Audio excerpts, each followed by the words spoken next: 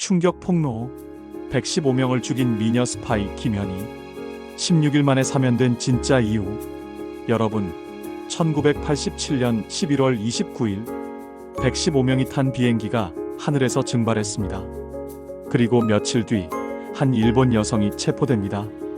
그녀의 입에서 나온 한마디. 제 이름은 김연희입니다. 115명을 죽인 북한 공작원. 그녀에게는 사형이 선고됩니다. 하지만 불과 16일 만에 사면됩니다. 왜일까요? 그리고 이 사건이 발표된 날은 왜 하필 대선 하루 전이었을까요? 오늘 여러분이 알던 역사가 완전히 달라질 겁니다.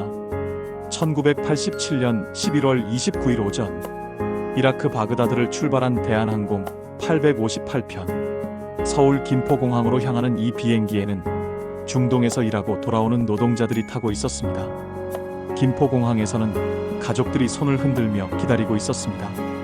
하지만 그 비행기는 끝내 도착하지 않았습니다. 대한항공 KAL 858기가 공중에서 실종되었습니다. 115명의 생명이 단 한순간에 사라졌습니다. 수사는 즉시 시작됐습니다. 탑승자 중 아부다비에서 내린 일본인 부녀가 수상하다는 정보가 들어옵니다. 하치야 시니치와 그의 딸 하치야 마유미. 수사관들이 바레인의 한 호텔 문을 두드렸습니다. 문이 열리자 안에 있던 남자가 갑자기 손에 쥔 담배를 입에 넣고 깨물었습니다. 그리고 그대로 쓰러졌습니다. 옆에 있던 젊은 여성도 똑같이 담배를 깨물었습니다. 하지만 그녀는 살아남았습니다. 청산가리가 든 담배. 당시 전 세계에서 단 한 나라만이 사용했습니다. 바로 북한이었습니다. 병원에서 깨어난 여성. 그녀는 계속 일본어로만 말했습니다. 저는 일본인입니다. 하치야 마유미입니다. 하지만 조사관이 한국어로 몇 마디 던지자 그녀의 눈빛이 흔들렸습니다. 그리고 마침내 입을 열었습니다. 제 이름은 김연희입니다. 충격적인 고백이었습니다. 그녀는 북한에서 8년간 훈련받은 엘리트 공작원이었습니다. 일본어, 중국어는 물론 일본 문화까지 완벽하게 습득한 그녀의 임무는 단 하나였습니다. 대한항공 여객기를 폭파시켜 서울 올림픽을 막는 것. 왜 올림픽을 막으려 했을까요? 1988년 서울 올림픽.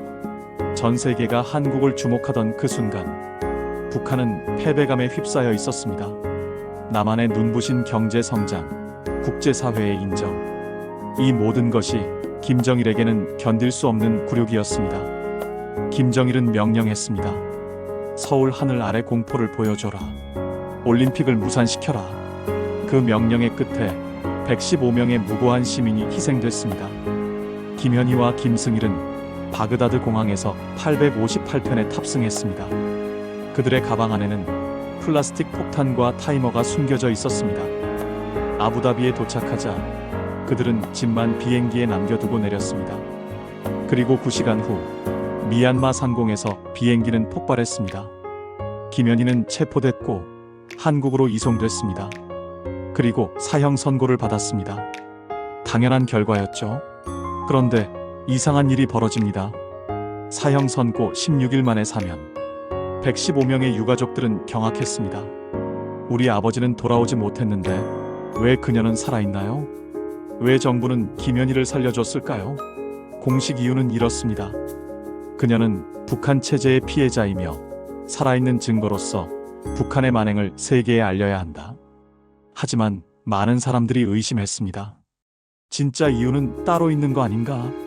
더 의심스러운 건 김연희 체포 발표 시점이었습니다. 1987년 12월 15일 대선 하루 전. 왜 하필 그때였을까요? 당시는 민주화 운동으로 나라가 들끓던 시기였습니다. 노태우 후보는 전두환 정권의 후계자로 지지율이 흔들리고 있었습니다. 그런데 갑자기 발표된 북한의 테러. 국민들의 시선은 한순간에 안보로 쏠렸습니다. 그리고 대선 결과 노태우 후보가 당선됐습니다. 정부가 의도적으로 발표 시점을 조정한 거 아닌가? 이 의혹은 지금까지도 완전히 풀리지 않았습니다. 더 기묘한 건 물증이 거의 없다는 사실입니다. 비행기 잔해는 태국 정글에서 일부만 발견됐고 동체는 사라졌습니다.